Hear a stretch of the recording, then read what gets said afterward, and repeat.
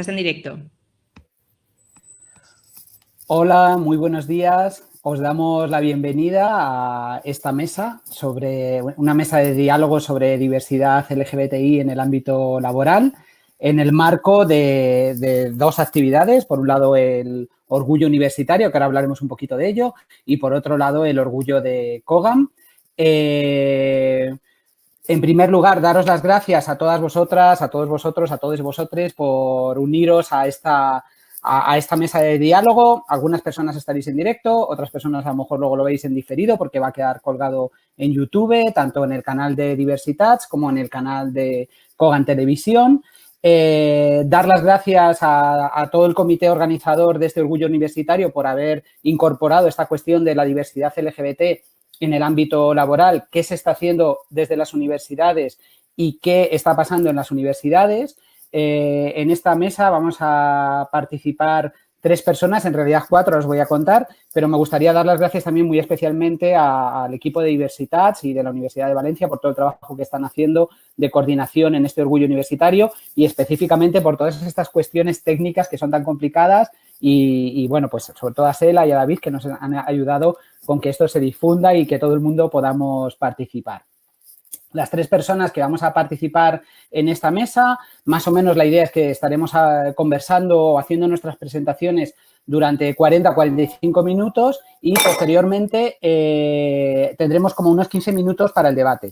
Quien quiera participar en el debate, sabéis que hay un chat y ahí podéis ir haciendo vuestras preguntas y Sela, que está en el chat y que nos está ayudando también con la moderación, nos pasará las preguntas para compartirlo al final. Bueno, las personas que vamos a hablar, por un lado tenemos a Luis Puche, que Luis saluda para que sepa quién eres. Luis es de la Universidad de Almería, es antropólogo social, es profesor de antropología social en la Universidad de Almería y doctor en antropología social y es una de las personas que ha participado en el proyecto ADIM. Él en concreto es el coordinador de todas las universidades que estaban en el proyecto. Luego os contaremos más despacio qué es esto del proyecto ADIM. Y por otro lado tenemos a Mon. Mon es técnique en COGAM. Ella lleva toda la relación con las empresas, con las instituciones empleadoras y sobre todo el tema que tiene que ver con qué pasa con la diversidad LGBTI en el ámbito laboral. Y COGAM, para quien no lo sepa, es el colectivo LGBTI de Madrid. Y en tercer lugar estoy yo, que soy José Ignacio Pichardo, también soy profesor de Antropología Social en la Universidad Complutense de Madrid y, bueno, pues junto con Luis Puche, Margarita Alonso, estuvimos coordinando dentro de la Universidad Complutense de Madrid este proyecto ADIM sobre diversidad LGBTI en el ámbito laboral. Básicamente ahora os vamos a contar un poquito del orgullo universitario, del orgullo de COGAM y luego entraremos a las presentaciones. Yo os contaré qué es el proyecto ADIM y qué hemos sacado de este proyecto. Luis hablará de las universidades y después Mon hablará del tema del ámbito laboral y qué se está haciendo desde COGAM y cuáles son los retos que ven desde COGAM en este ámbito y después pasamos ya directamente al debate. Así que ese es más o menos el menú de esta mañana. Bueno, el orgullo universitario es una iniciativa que surge por primera vez este año, hacer de la necesidad virtud, ¿no? Saber, ahora mismo que no podemos hacer tantas actividades presenciales, desde la Universidad de Valencia se propuso que por qué no compartíamos diversas actividades entre las distintas universidades y no solo eso, sino que tuviéramos actividades en las que participaran personas de distintas universidades o distintas instituciones, en este caso como Mon, que viene de COGAM. Estamos coordinando este orgullo universitario este año 5 universidades, Salamanca, Valencia, Granada, Oviedo y la Complutense, pero hay muchas otras universidades que participan. El programa lo tenéis colgado en la web. Si ponéis orgullo universitario en Twitter o en Facebook o en Internet, os saldrá el programa de todas las actividades, que básicamente son una serie de mesas de diálogo que estamos teniendo ahora todas las mañanas y unos diálogos a 2 que estamos teniendo por las tardes. Luego lo recordaré al final, esta tarde tenemos el diálogo sobre STEM y mañana tenemos una mesa sobre las investigaciones que se hacen sobre temas LGBTI. Y muy importante, desde el orgullo universitario nos hemos unido a este lema de la CLGTB, que este es el año de las mujeres LGBT, y estamos utilizando el lema de somos heterogéneas, las mujeres LGBT, somos lesbianas, bisexuales, racializadas, rurales, mayores, trans, es decir, esa heterogeneidad que está dentro de todo el colectivo y, por supuesto, dentro del colectivo de personas LGBT. Y ahora, si os parece, le voy a dar la palabra a Mon para que nos explique un poco que el orgullo de Cogam, en cuyas actividades también está incluido este debate. Pues primero de todo, buenos días a todos, a todas y a todes, y muchísimas gracias por contar conmigo en esta mesa.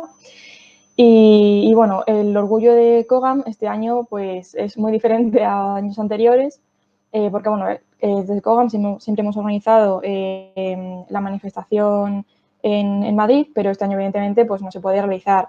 Entonces, bueno, todas las actividades del orgullo son online. En la página web podéis consultar también el catálogo de la Oculta, que es el festival cultural que llevamos a cabo todos los años. Y bueno, hay desde actividades pues reivindicativas y de activismo, como también algo más didáctico, como por ejemplo esta mesa.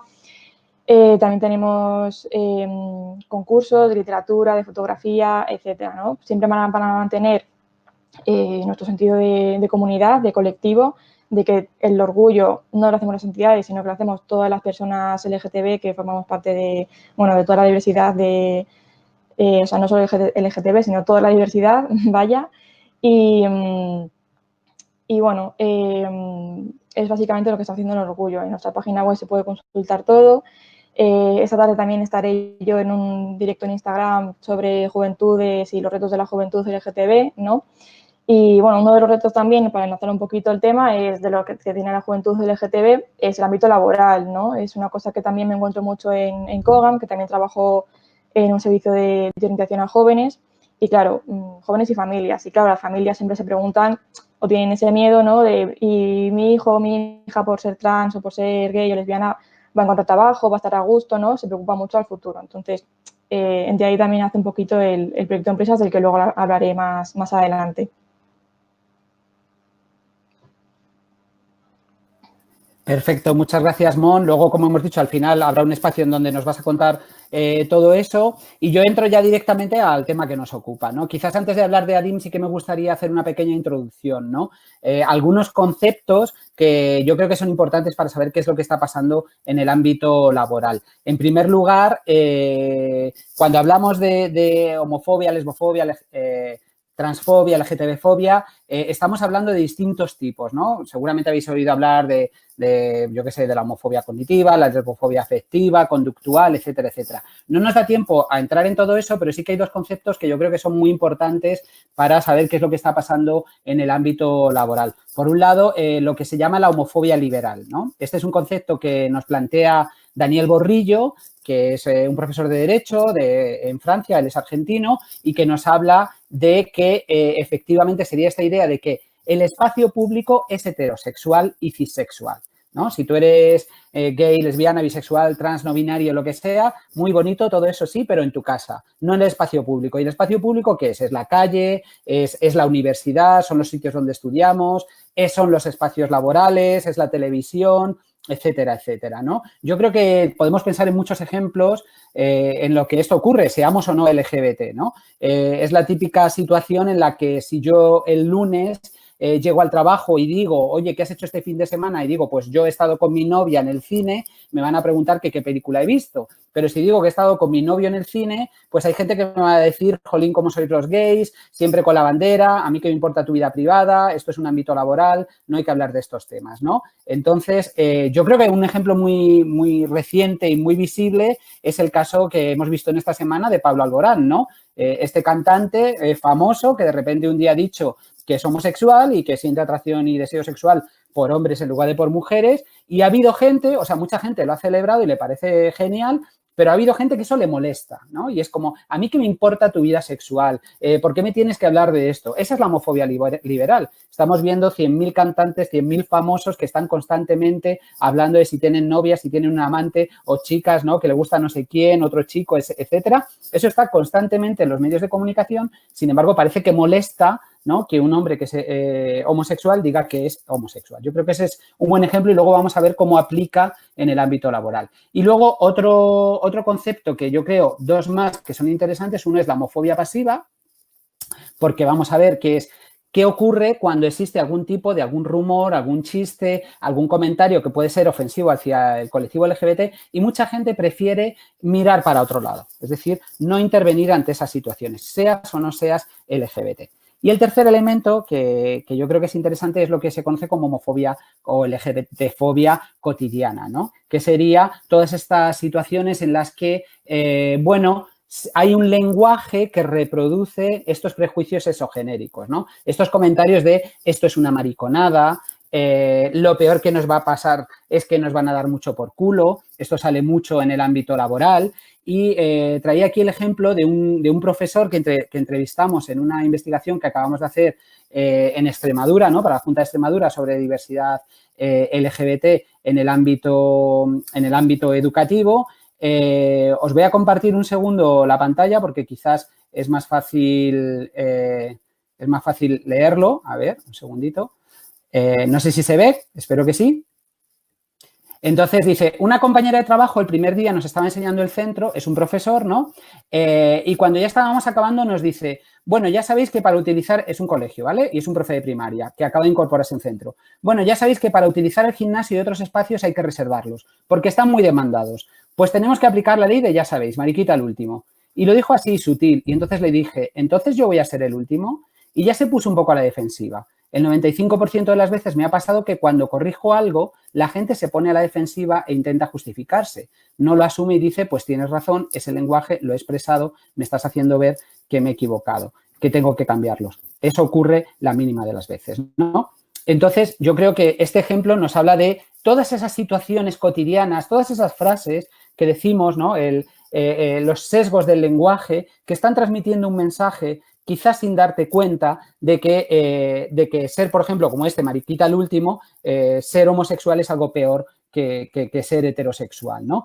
Me parece también muy interesante la reacción que tiene la otra persona, ¿no? De ponerse a la defensiva. No, yo creo que es importante que seamos conscientes de que cuando alguien nos diga, oye, esto me molesta, no solo porque tú seas LGBT, puede ser que tú tengas un hijo que sea gay o que tu madre sea, yo que sé, bisexual o lo que fuere, sino porque también hay muchas personas que no son LGBT y este tipo de comentarios discriminatorios pues también les molestan, ¿no? Aunque no les afecten en primera persona.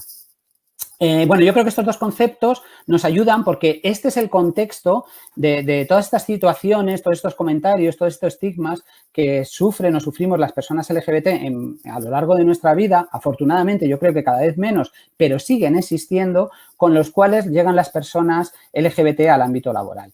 Y efectivamente, cuando hablas de esto, acabamos de presentar los resultados del proyecto ADIM y mucha gente me dice, pero bueno, eso es una cosa del pasado, España ha cambiado mucho. Es verdad, es cierto, ¿no? Que hemos vivido, y eso es innegable, y es importante reconocerlo, que hemos vivido cambios legales muy importantes y también cambios sociales, que cada vez una parte más importante de la sociedad española respeta la diversidad sexual y la identidad de género, ¿no?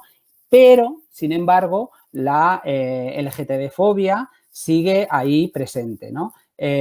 Os voy a compartir otra vez la pantalla porque yo creo que aquí hay unos datos que es mejor verlos a través de los gráficos. Por ejemplo, este es el informe que acaba de sacar la Agencia Europea de Derechos Fundamentales, lo sacó hace un mes, o sea, no estamos hablando de hace 10 años, 15 años o 20 años, estamos hablando del año 2019, ¿no?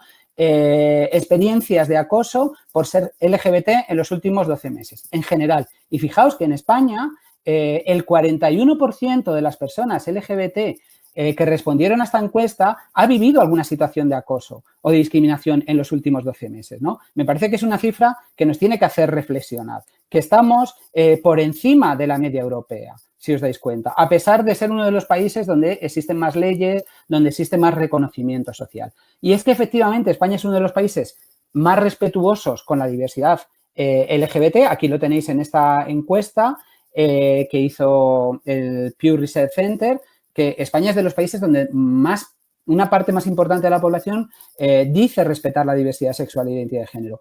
estamos hablando muchas veces en torno a un 80%. Y un 80% es mucho, pero un 20% también es mucho. ¿Esto qué quiere decir? Que de cada 5 personas, una es abiertamente LGBTI-fóbica. Y tú, cuando vas a trabajar, tú no sabes si tu compañera en la cadena de montaje es esa una que no respeta o forma parte de las 4 que sí respetan.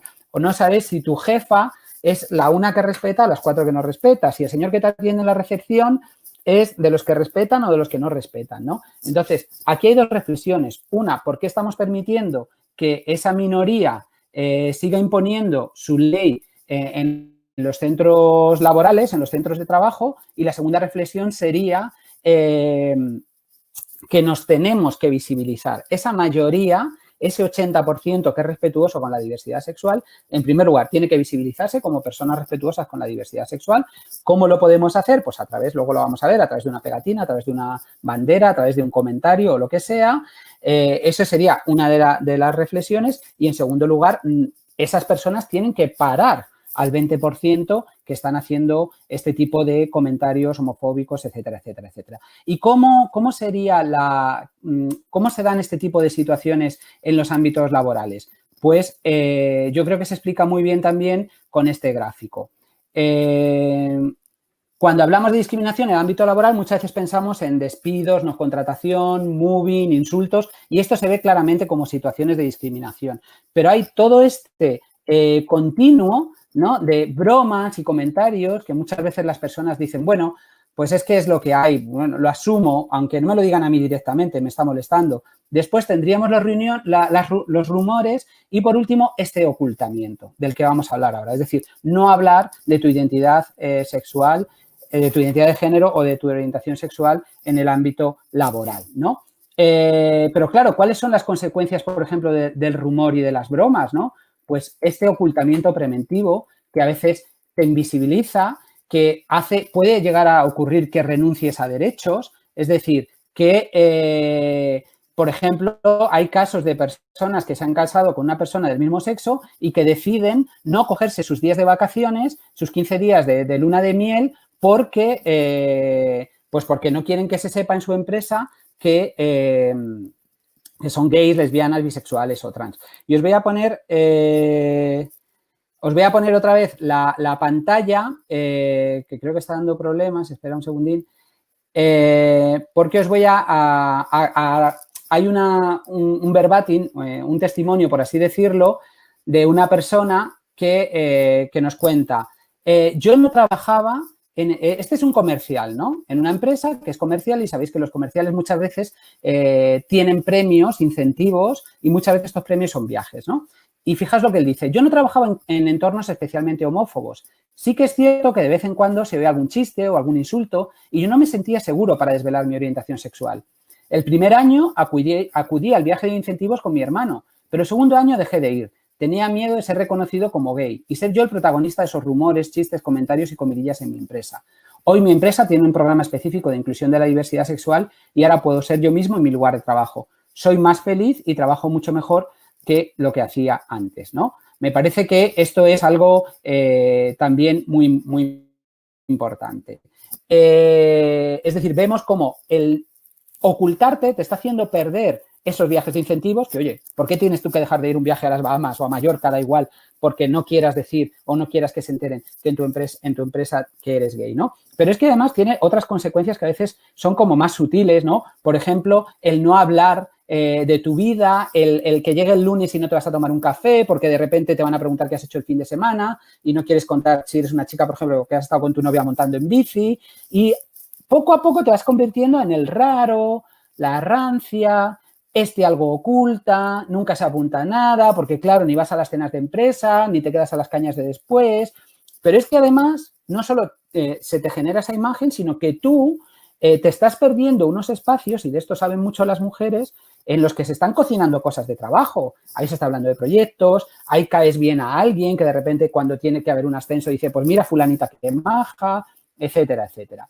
Bueno, paso ahora en 4 minutillos casi que nos quedan a presentaros el proyecto ADIN, que es lo que nos ha traído aquí, aunque luego Luis probablemente va a analizar más muchos de estos datos aplicados sobre todo al ámbito universitario.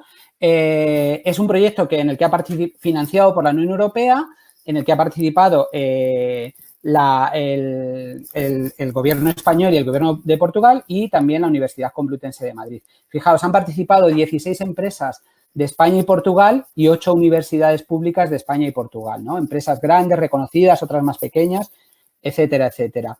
Bueno, lo que hicimos fue un diagnóstico, una encuesta en cada una de las empresas, formaciones también en cada una de las empresas y universidades y, por último, unos productos como es esta guía, que yo creo que si os interesa el tema os va a venir muy bien, la tenéis en la descripción del vídeo, tenéis los enlaces a todas estas guías y a estos vídeos de YouTube donde se trabajan todas estas cuestiones. Como os digo, los enlaces los tenéis en la descripción de este vídeo de YouTube. Al final, en esta encuesta respondieron 1.145 personas LGBT. Ojo, también se hizo a personas que no eran LGBT, se hizo a todo el personal. No vamos a entrar en esto porque es muy complicado, pero sí comentaros que el 13,5% de las personas que respondieron, 13,4% del total, se incluían dentro de estas siglas LGBT+, personas asexuales, no binarias, etcétera, que este tipo de situaciones de rumores, por ejemplo, de chistes, eran percibidos por el 36% de las personas que forman parte del colectivo LGBT y la mitad de quienes no eran LGBT también veían estos comentarios. Esto me parece muy interesante también porque lo que nos está hablando es que las personas que no son LGBT no perciben la discriminación de la misma manera que las personas que sí lo son. Es decir, igual que los hombres muchas veces no somos conscientes de las situaciones de discriminación que sufren las mujeres en el ámbito laboral y en otros ámbitos porque no los vivimos en primera persona, algo mismo ocurre o algo similar ocurre con las personas que no son LGBT, que no son conscientes de lo que vivimos las personas de este colectivo. Y aquí yo creo que un dato que es muy significativo. Preguntábamos a la gente, ¿tú eres visible como LGBT en tu vida privada? Es decir, con tus amigos, con tus amistades, con tu familia, en el vecindario. Y, bueno, un preocupante 11% decía que no era visible con nadie, ¿no? Pero es que este porcentaje, cuando preguntábamos, oye, en tu trabajo, casi más que se dobla, ¿no? Es decir, muchas personas que son visibles en su vida cotidiana entran al armario cuando entran en el espacio laboral, ¿no? Y vemos cómo sube en todos estos casos. Es decir, solo el 28% de todas las personas están totalmente fuera del armario en su lugar de trabajo. Un 20%. ¿Con la mayoría? Sí, vale, con la mayoría, pero con algunos no. Tú imagínate que te dicen, bueno, yo qué sé, que eres gitana o que eres judío y dices, bueno, yo es que en mi trabajo hay gente a la que no le puedo decir que soy judío. Bueno, un problema hay ahí, ¿no? Aunque sean pocos. ¿Y por qué no? Bueno, pues esta cuestión de a nadie le interesa lo que haga fuera del trabajo.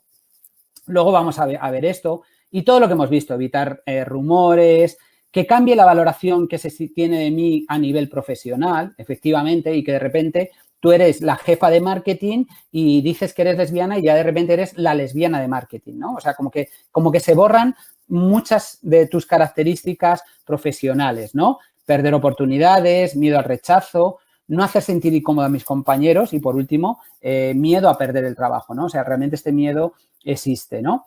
Y para que veáis este tema de hablar de lo privado en el ámbito laboral, es verdad que las personas LGBT hablan bastante menos de sus vidas privadas que las personas que no lo son, pero fijaros, un 90% de las personas LGBT hablan de sus aficiones.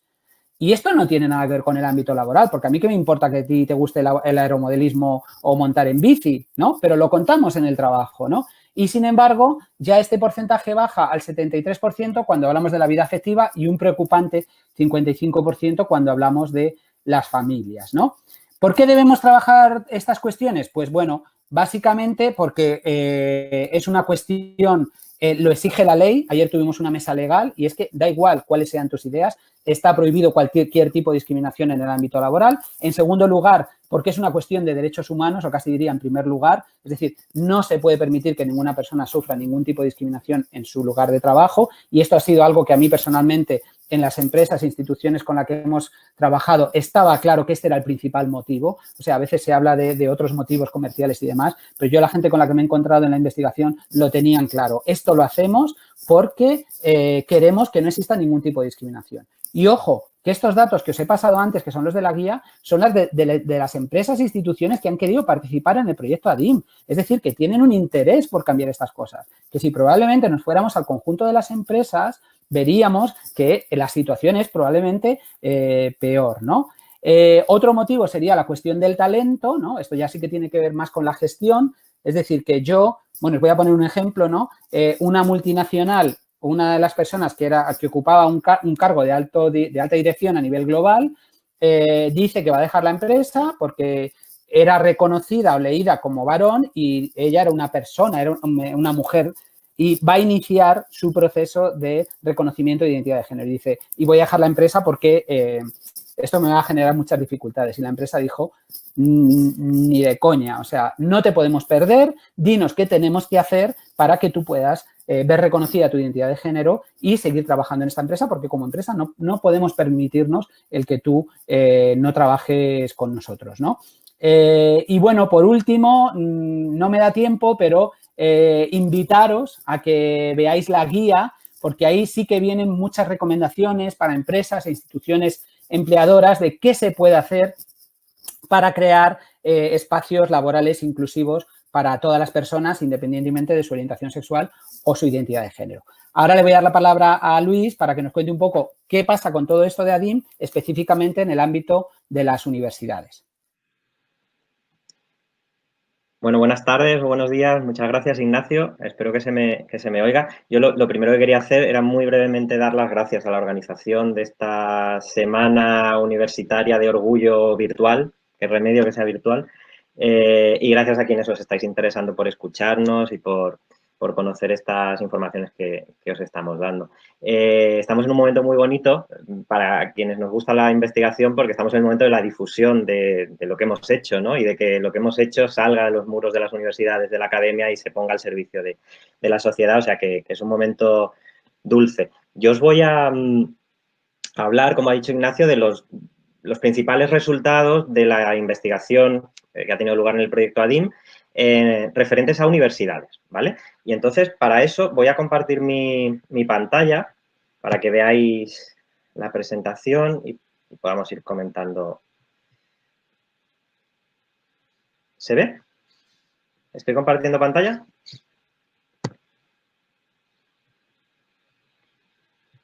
¿Ahora? Creo que no, Luis, todavía no. ¿No? A ver. ¿Ahora? ¿No? Tienes que elegir la aplicación. Compartir pantalla, aplicación, coges el PowerPoint y ahí sale, creo. O la que quieras compartir. Sí, antes me lo permitía, pero ahora no aparece ese... Bueno, pues lo hago sin compartir pantalla, lo siento. Vale, bueno, os decía, os voy a comentar los principales resultados del área de universidades de este proyecto, que como ya ha anunciado Ignacio, incorporaba 8 universidades, 3 portuguesas y 5 españolas. Universidades de muy distintos tamaños, de muy distinto tipo, unas más centrales, otras más periféricas, lo cual nos ha permitido también tener un mapa muy diverso del sistema universitario, tanto en España como en Portugal. Ha sido una investigación que nos ha permitido llegar a muchas personas. De hecho, las universidades enviaron un total de 23.700 y pico cuestionarios a todo su personal, a todos sus trabajadores y trabajadoras. Y de esos envíos fueron contestadas 3.194 encuestas, de las cuales un 15% fueron contestadas por personas que se identifican como lesbianas, gays, bisexuales, trans, intersex. Y otras opciones, lo cual es un porcentaje muy amplio para un estudio de estas características. El primer gran dato que tenemos es que la universidad, aunque pensamos que es un lugar de expansión, es un lugar convivencial, es un lugar de emancipación para muchas personas, y realmente lo es, como entorno laboral sigue siendo un espacio en el cual los trabajadores y trabajadoras se meten en el armario, más que en sus vidas privadas o fuera del trabajo. El porcentaje prácticamente se duplica de aquellas personas que son visibles como lesbianas, gays, bi, trans, etcétera, en sus vidas privadas y que cuando llegan al trabajo se ocultan. Y este porcentaje es mayor aún entre las personas del personal de administración y servicios con respecto al personal docente investigador y con respecto al personal investigador en formación. ¿Por qué estas personas se repliegan en el entorno laboral de la universidad? Por distintos motivos. El principal tiene que ver con esa idea que planteaba Ignacio de la homofobia liberal. A nadie le interesa lo que haga fuera del trabajo. Mi vida privada es cosa mía, por lo tanto, yo llego al trabajo y sé que hay una serie de cosas que no debo decir y que no quiero decir además, ¿no? Sobre quién soy o sobre la vida que llevo. Además, hay otras cuestiones como evitar rumores, etiquetas, estereotipos sobre quién soy, tener que dar explicaciones, que cambie la valoración que se tiene de mí como profesional, que se me rechace o se me aísle, incluso que se me cierren puertas o perder oportunidades en mi carrera profesional. Todas estas son razones que, en mayor o menor medida, nos han aparecido, ¿no? en la encuesta. Cuando se les pregunta a las personas sobre la aceptación que perciben en su ámbito profesional como personas LGBTI, nos encontramos con que se percibe una mayor aceptación por parte de los compañeros de trabajo y de los supervisores o jefes directos que por parte de los directivos, que se piensa que hay una menor aceptación, e incluso del alumnado, ¿no? Sin embargo, hay una idea también de evolución a lo largo del tiempo que hace que se perciba como menos incluyente el ámbito universitario en los últimos 10 años que en la actualidad. Se percibe claramente cómo hemos ido mejorando y la universidad se está convirtiendo cada vez más en un espacio de inclusión. Aún así, un 40% de las personas LGTBI que han contestado a este cuestionario dicen que alguna vez han ocultado su orientación sexual o identidad de género en el lugar del trabajo, de trabajo, un 40%, que es un porcentaje muy grande. Ignacio hablaba antes de los climas laborales, de cómodos nos sentimos en el trabajo hablando de determinadas cuestiones. Lo que vemos en esta investigación también es que en el ámbito universitario siempre son inferiores los porcentajes de sentirse a gusto hablando de determinadas cosas para las personas LGTBI que para las que no se identifican como tales, ¿no? Hablar de la vida social, hablar de los hijos e hijas, hablar de las aficiones y, desde luego, hablar de la vida afectiva y sexual, ¿no? Donde el porcentaje baja también mucho. En general, hay una percepción positiva de que la universidad en la que trabajo está comprometida con crear un ambiente laboral positivo e inclusivo. Sin embargo, vemos que las personas LGTBI de las universidades perciben las carencias en mayor medida que las que no lo son.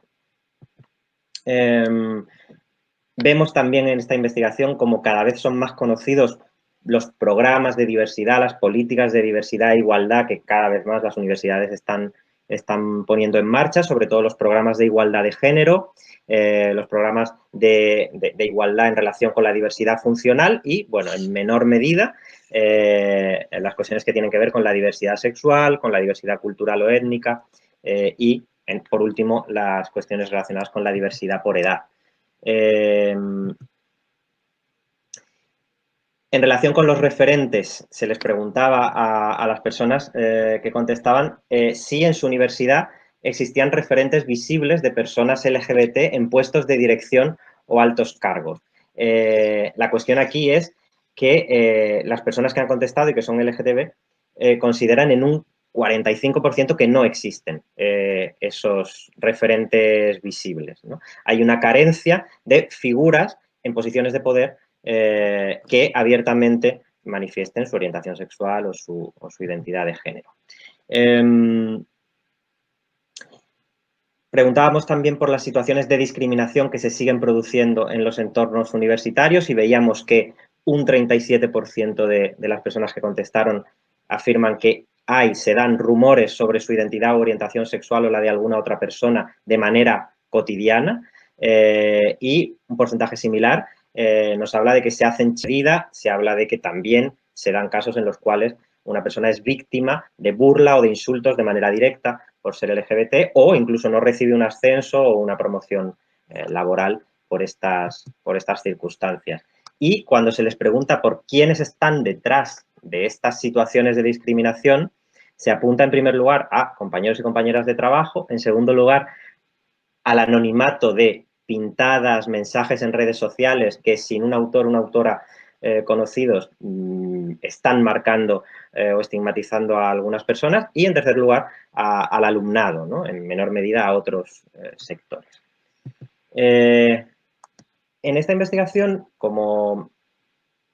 hemos hecho un trabajo colaborativo con las 8 universidades que han participado y se trataba de 2 cosas, ¿no? Se trataba, por una parte, de obtener un diagnóstico de qué estaba ocurriendo en las universidades, y lo que os he contado un poco va en la línea de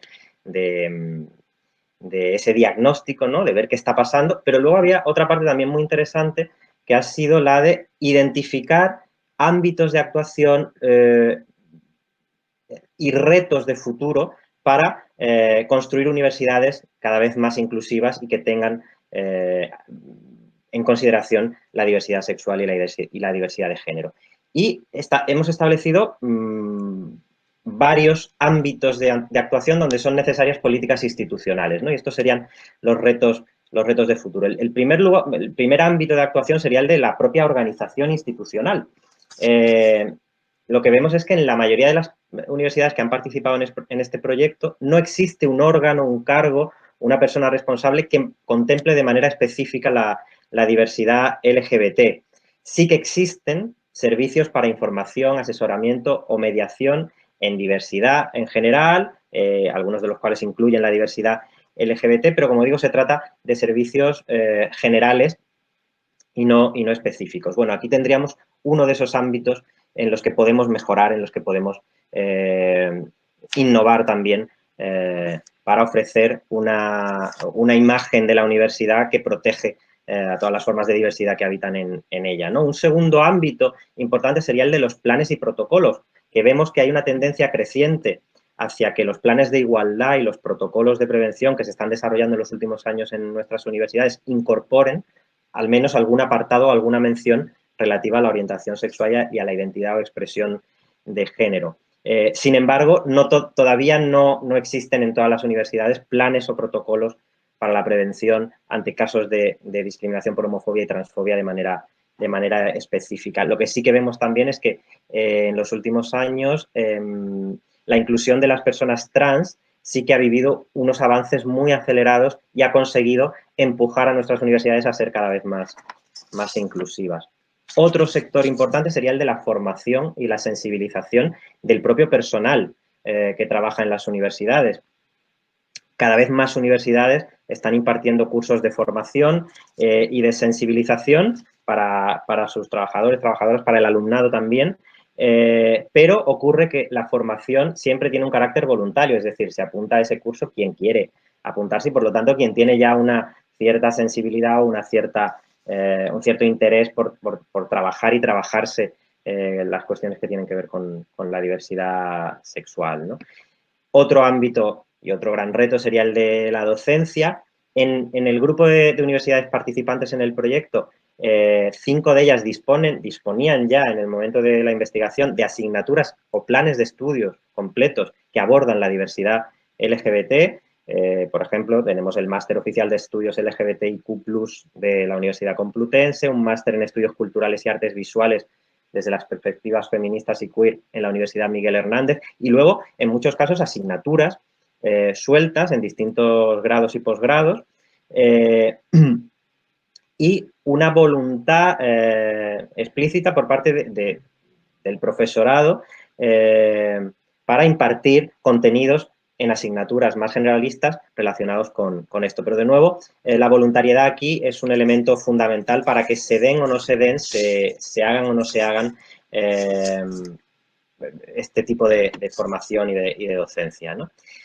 Otro ámbito interesante sería el de la comunicación y el lenguaje inclusivo desde la propia institución universitaria, que veíamos que solo en un caso, solo una de las universidades que han participado en el proyecto, cuidaba el que el lenguaje institucional fuese inclusivo también con la diversidad LGBTI, aunque está claro que ya prácticamente todas las universidades están poniendo en marcha políticas muy firmes para utilizar un lenguaje no sexista, ¿no? Otro ámbito de acción sería el de el clima laboral y la medición del clima laboral. En la mayoría de las universidades se hace medición del clima laboral, pero lo que veíamos es que en ninguna de ellas se tiene en cuenta de manera específica la dimensión de la diversidad sexogenérica a la hora de hacer estas evaluaciones. Por lo tanto, es muy difícil saber, hay un gran desconocimiento acerca de qué está pasando en las situaciones informales laborales en nuestras universidades. ¿Qué está pasando? Si existe o no esa discriminación que veíamos que gracias a este proyecto pues hemos podido detectar o identificar, ¿no? Otro ámbito y otro reto sería el de la visibilidad, la convivencia y las celebraciones en materia de diversidad sexual. Probablemente este es uno de los que más avanzado está en prácticamente todas las universidades. Se vive un clima de respeto cotidiano, se celebran algunas efemérides relacionadas con la realidad LGBT. Sí que hay muchos menos, y esto lo veíamos antes en una de las cifras que os daba, ¿no? Hay muchos menos referentes LGBTI visibles entre el personal universitario, y cuando los hay, en la mayoría de los casos se trata de varones gays. Siguen faltando referentes de mujeres lesbianas, mujeres trans, hombres trans, etc. Otro ámbito importante de cara al futuro sería el de aumentar la apertura de la universidad hacia colaboraciones con la sociedad civil, con asociaciones y organizaciones relacionadas con la diversidad sexual. Ya se hace, ya se lleva haciendo además en algunas universidades de manera muy intensa a lo largo de los años, y desde luego lo que se hace mucho son colaboraciones puntuales, celebración de charlas, de formaciones con instituciones y entidades locales o nacionales, europeas, relacionadas con lo LGBTI. Y ya, para ir terminando, otro ámbito importante que hemos identificado sería el del asociacionismo LGBT universitario y la importancia de protegerlo y cuidarlo especialmente porque el asociacionismo universitario es una riqueza importante a preservar y es además un tractor de cambio. Es aquello que empuja y presiona a nuestras universidades a someter a crítica sus propias políticas y avanzar, ¿no? En este caso, en materia de diversidad LGTBI. En relación a la investigación, se está haciendo mucho desde muchas líneas de investigación y grupos de investigación en materia LGBT. Y desde luego cada vez hay más trabajos finales de grado, final de máster, tesis doctorales que están abundando en esta materia. Lo que falta sería un apoyo a ese tipo de investigación, un apoyo a la investigación en materia de diversidad sexual. Muchas de estas investigaciones se hacen bajo el paraguas de los estudios de género, que son el marco que ha permitido durante muchos años que se desarrollen investigaciones sobre diversidad sexual, pero tenemos una legislación autonómica que cada vez más marca la necesidad de animar y de promover una investigación no estigmatizante sobre las realidades LGTBI. Y creo que nos podemos y nos debemos agarrar también a estas legislaciones autonómicas recientes que nos están marcando ese camino. Otro ámbito sería el de la política de proveedores. En casi ninguna universidad se tiene en cuenta o existen códigos éticos para en relación con las compras y los servicios que se contratan, que tengan en cuenta la cuestión del respeto a la diversidad sexogenérica. Y por último, el último gran ámbito y gran reto universitario que hemos identificado en esta investigación sería el de las bibliotecas. Es verdad que la mayoría de las bibliotecas universitarias incorporan un buen caudal de bibliografía sobre estudios en diversidad sexual y de identidad y expresión de género. En las universidades que han participado en este proyecto, tan solo el 50% contaban con secciones específicas, pero el otro 50% tenía, como os digo, títulos suficientes en el marco de secciones específicas sobre estudios de género y de sexualidad de manera amplia. Sea cual sea la opción, sí que es importante también, considerábamos, nutrir nuestras bibliotecas de toda la producción que cada vez más estamos sacando adelante desde las universidades. Y bueno, esto era lo que yo quería comentar. Espero no haberme ido mucho de tiempo. Muchas gracias. Muchas gracias, Luis. Pues ahora, si os parece, damos la palabra a Mon y nos cuenta un poco la experiencia desde Cogam.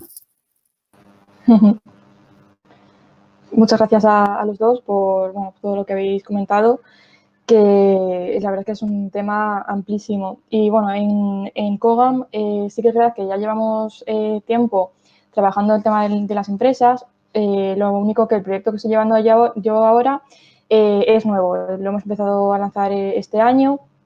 Y bueno, el proyecto de empresas inclusivas básicamente es un proyecto de sensibilización para la gente que está en el ámbito laboral, es decir, para empleados y empleadas de empresas, tanto pequeñas, medianas como grandes, de cara a la sensibilización y a la prevención de la discriminación, ¿no? Precisamente porque estuvimos viendo todos estos datos que habéis estado comentando, ¿no? De que al final la homofobia liberal y el prejuicio sutil es lo que predomina dentro del ámbito empresarial y que, claro, las personas que están trabajando, que son LGTB y que no se sienten a gusto, sufren muchísimo estrés, ¿no? Es lo que llamamos estrés de la minoría y eso al final perjudica tanto a su rendimiento como al rendimiento de las propias empresas y de sacar adelante proyectos y, bueno, pues también las relaciones interpersonales dentro de las empresas se ven perjudicadas. Entonces, bueno, lo que hacemos es dar talleres, tenemos talleres tanto para trabajadores y trabajadoras, digamos, de distintos puestos, como también una parte más específica destinada a recursos humanos. Esta parte es, digamos, más interesante, por lo menos desde mi perspectiva, ¿no? Porque ahí sí que se incluye más la inclusión y la prevención de la discriminación para las personas trans, que son las que más sufren en el ámbito laboral.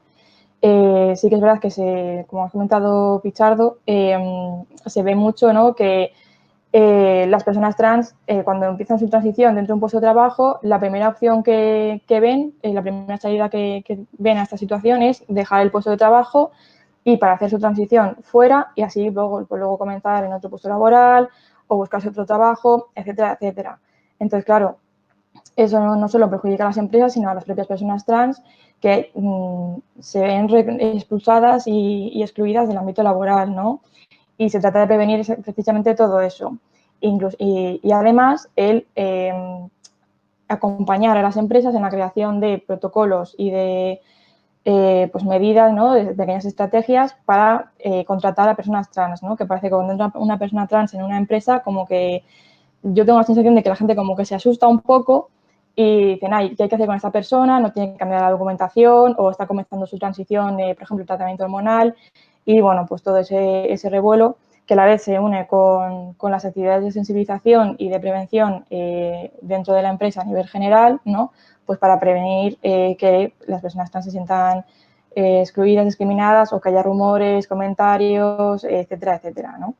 Especialmente las mujeres trans, que son el colectivo más discriminado y dentro del colectivo de personas trans y del LGTB, así a grandes rasgos. Entonces, bueno, es un poco lo que estamos haciendo.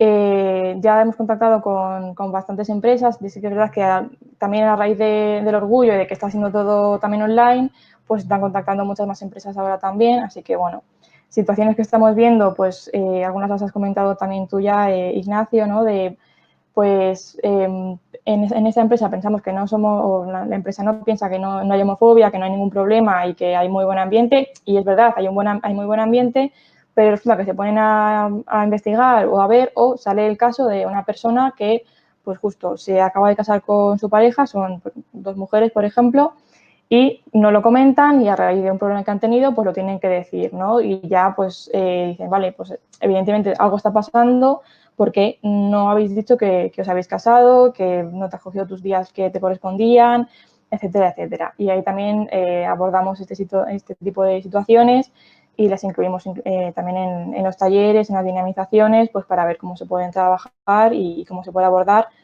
precisamente para eso, para prevenir la homofobia liberal, todo tipo de prejuicios sutiles y para transmitir a las empresas que la diversidad es un valor añadido y que les afecta no solamente a su rendimiento y a su productividad interna, sino también de cara externa, hacia el exterior, ¿no?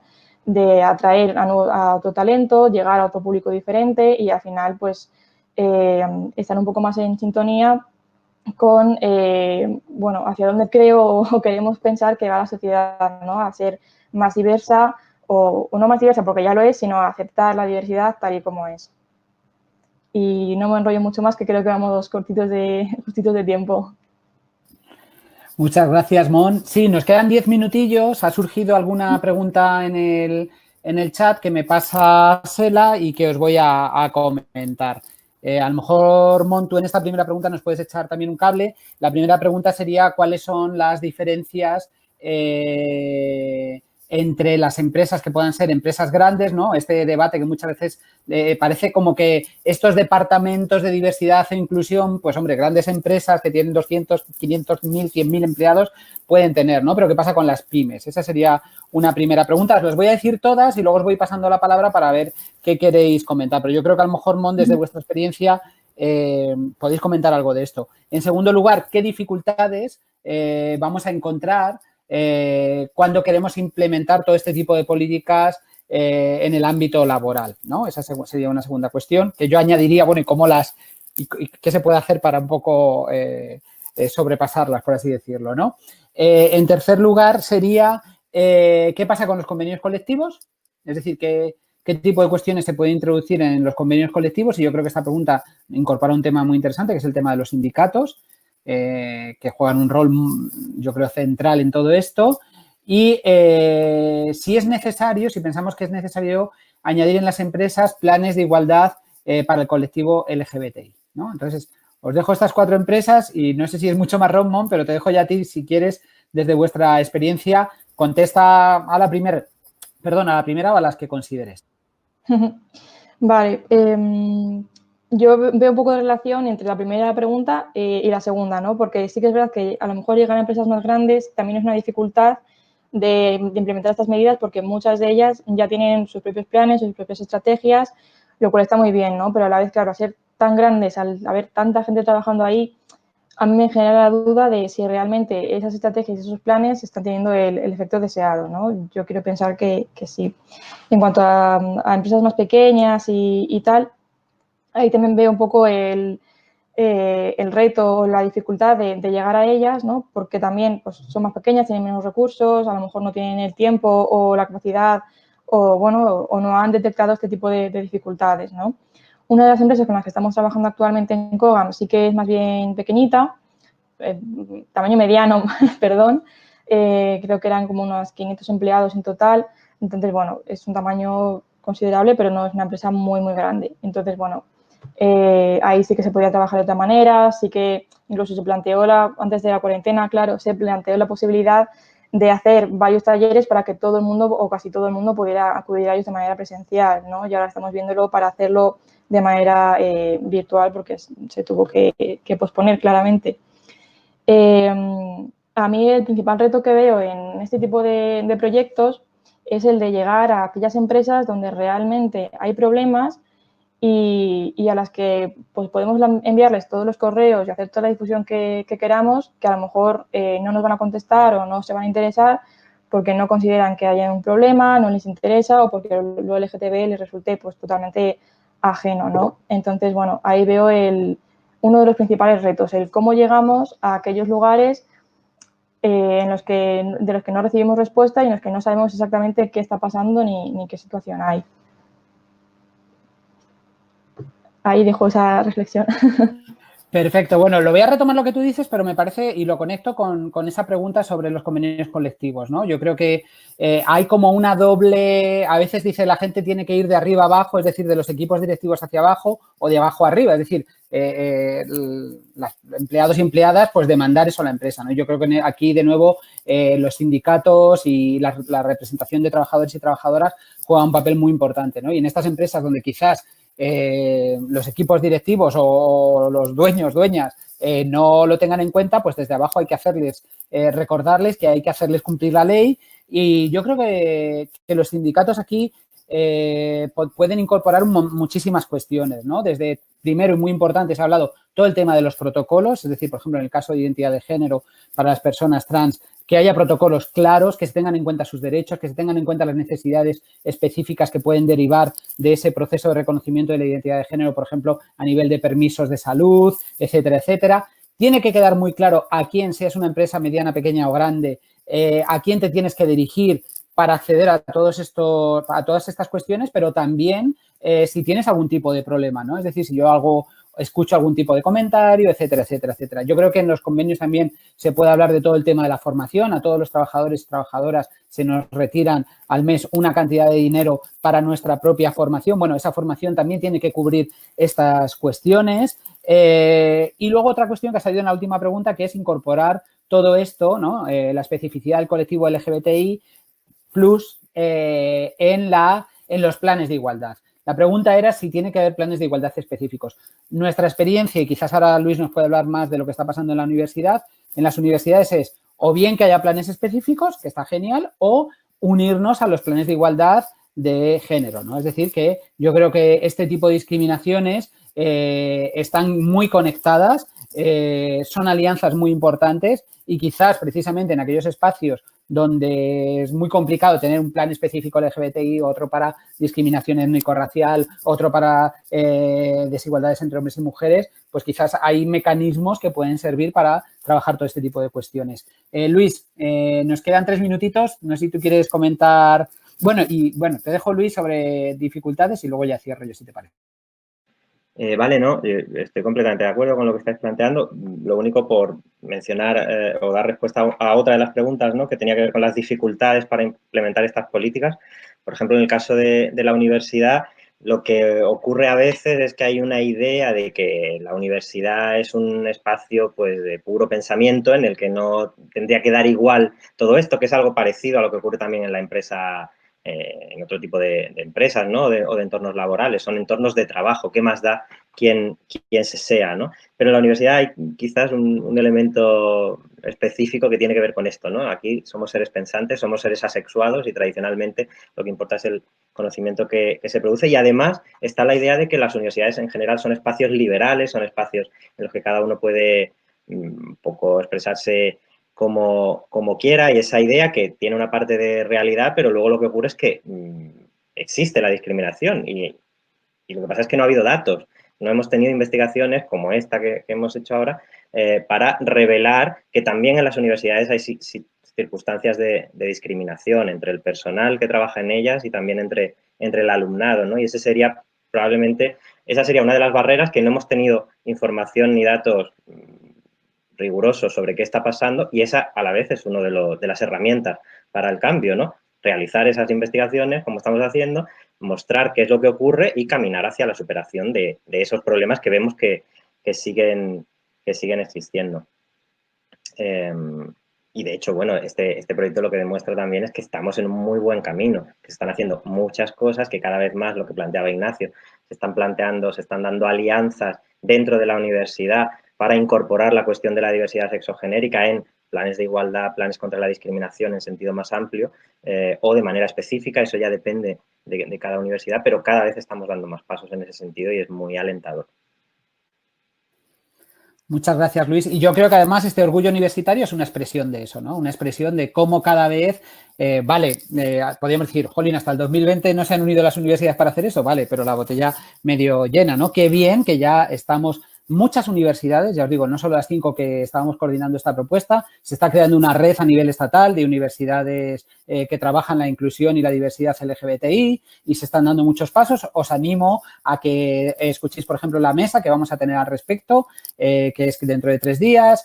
Hay másteres, dentro de 2 días vamos a hablar también de los másteres y los estudios LGBTI. Hay investigaciones, mañana tenemos la mesa sobre investigaciones respecto a la diversidad LGBTI en los ámbitos universitarios. Os animamos a que os unáis. Todas estas mesas son a las 12.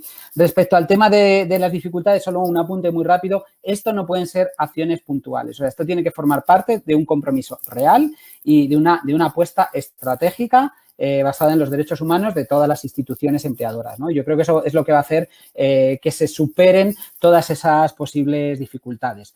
Recordaos también que por las tardes tenemos los diálogos. Esta tarde tenemos el diálogo STEM sobre mujeres LBT, ¿no? En esos espacios de lo que llamamos las ciencias duras, y va a estar muy interesante. Y nada más, daros las gracias a todas las personas que ya os digo que en directo os interesáis por esta cuestión, y también las que lo hagáis en diferido, a todas las personas que habéis hecho preguntas en el chat, y por supuesto de nuevo a nuestras queridas compañeras de la Universidad de Valencia, a Ruth, a David, a Sela, que son ahí nuestros ángeles de la guarda y que hacen que todo esto sea posible y que todo esto haya salido. Y yo también le quiero dar las gracias a Luis y a Mon, que en medio de todo este marasmo de cierre de curso, de orgullos con 100.000 actividades, han sacado un huequito para hablar de todas estas cuestiones. Os animamos a empresas, instituciones empleadoras, etcétera. Acudid a Kogan, que tienen programas, acudid a los colectivos LGBTI, que tienen programas, acudid a la guía, acudid a los materiales, y las personas de la universidad también, lo mismo. Acudid a todos estos espacios, porque yo creo que si algo podemos decir es que la sociedad española ha hecho grandes cambios, que el cambio es posible y que somos la expresión de que las cosas se pueden cambiar y de que podemos crear un mundo en el que todo el mundo tengamos cabida y todo el mundo podamos ser felices y se vean respetados nuestros derechos humanos independientemente de nuestra orientación sexual o identidad de género. Así que yo creo que aquí lo dejamos. Muchas gracias y mucho ánimo, y estamos en ello. Chao.